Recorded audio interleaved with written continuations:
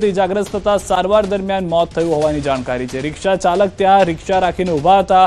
એ દરમિયાન કાચનું આખું જે કન્સ્ટ્રક્શન હતું તે તેના પર પડે છે। રિક્ષા ચાલકને ખ્યાલ પણ ન હતો કે આ સ્ટ્રક્ચર પડવાને કારણે તેને જીવ ખોવાનો વારો આવશે। દ્રશ્યની અંદર પણ આપ જોઈ રહ્યા છો, રિક્ષા ચાલક ત્યાં આગળ ઊભા છે અને ઓચિંતું જ ઉપરથી જે સ્ટ્રક્ચર છે તે પડે છે તેના પર, અને તે કાચનું સ્ટ્રક્ચર, તેની સાથે લોખંડની પાઇપ, તમામ વસ્તુ નીચે આવતા જ રિક્ષા ચાલકનું ઘટના સ્થળે જ મૃત્યુ થયાના સમાચાર મળી રહ્યા છે। વધુ જાણકારી ન્યૂઝ 18 સંવાદદાતા હાર્દિક પાસેથી મેળવીશું। હાર્દિક, જે રીતનું આ સ્ટ્રક્ચરની બનાવટને લઈને અને જે રીતે બેદરકારી જોવા મળી રહી છે, વધુ શું જાણકારી છે સમગ્ર ઘટનામાં?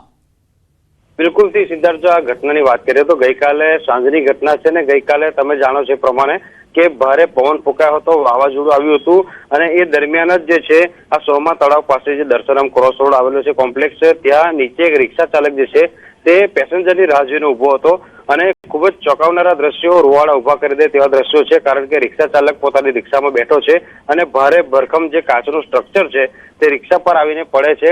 એટલે ચોક્કસથી કહી શકાય કે આ ક્યાંક ને ક્યાંક બિલ્ડરની બેદરકારી કહી શકાય। રિક્ષા ચાલક ગંભીર રીતે ઇજાગ્રસ્ત થાય છે, આસપાસના લોકો તાત્કાલિક તેને હોસ્પિટલ ખસેડે છે, પરંતુ સારવાર દરમિયાન આ રિક્ષા ચાલકનું મોત જે છે તે થયું છે।